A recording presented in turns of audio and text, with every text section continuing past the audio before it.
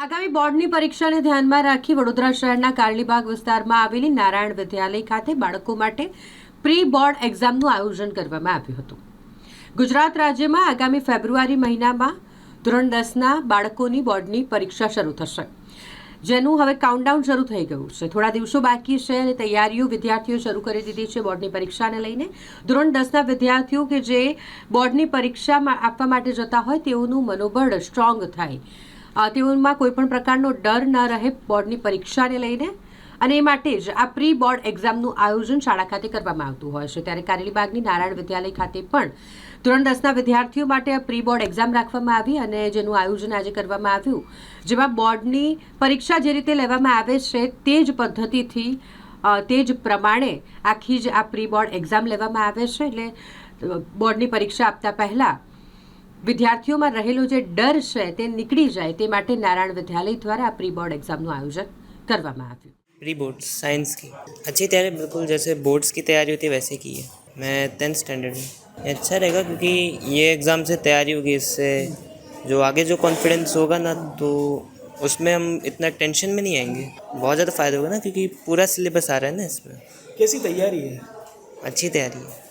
क्या नाम आपका? यश। સર પ્રી બોર્ડની એક્ઝામની પહેલાં જ પ્રી બોર્ડની એક્ઝામ શ્રી નારાયણ વિદ્યાલયમાં લઈ રહ્યા છે। એનાથી અમને ખૂબ જ ફાયદો થવાનો છે, કારણ કે પ્રી બોર્ડને લીધે અમારી બોર્ડની એક્ઝામની તૈયારી 2 મહિના પહેલાં જ અમારી પૂરી સિલેબસની તૈયારી સારી રીતે થઈ ગઈ છે અને આજ માટે મેં એકદમ તૈયાર છું સાયન્સની એક્ઝામ માટે, અને એકદમ બોર્ડ જેવો એક્સપિરિયન્સ છે, એનાથી આપણો ફિયર હટી શકે છે।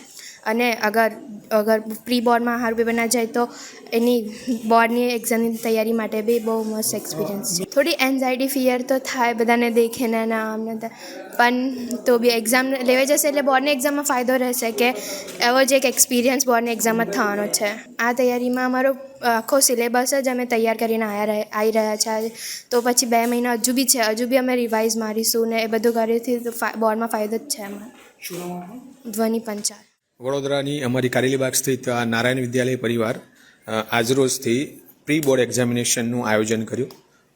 ઓલમોસ્ટ બરોડા સ્થિત લગભગ હાલમાં આ બિલ્ડિંગમાં 800+ વિદ્યાર્થીઓ એક્ઝામ આપી રહ્યા છે।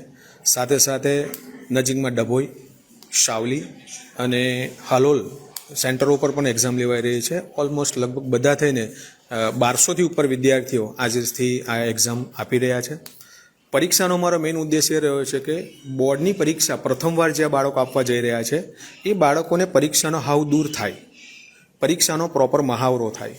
ખાસ કરીને જેમ બોર્ડની પેટર્ન પ્રમાણે, પેપર સ્ટાઇલ પ્રમાણે સેમ ટુ સેમ બોર્ડની પરીક્ષા આપવા જાય તેવું અહીંયા વાતાવરણ ઊભું કરેલું છે, અને એ પ્રમાણે સ્ટુડન્ટ્સ આ મહાવરો લે તો પરીક્ષાનો જે ડર છે એ પરીક્ષાનો ડર દૂર થાય અને ખરેખર જ્યારે બોર્ડની એક્ઝામ આપશે ત્યારે સુચારુ રીતે એક્ઝામ આપે અને પોતે પરીક્ષાની જે હાવ મેન્ટાલિટી જે છે દૂર થાય એ અમારો ઉદ્દેશ રહ્યો છે।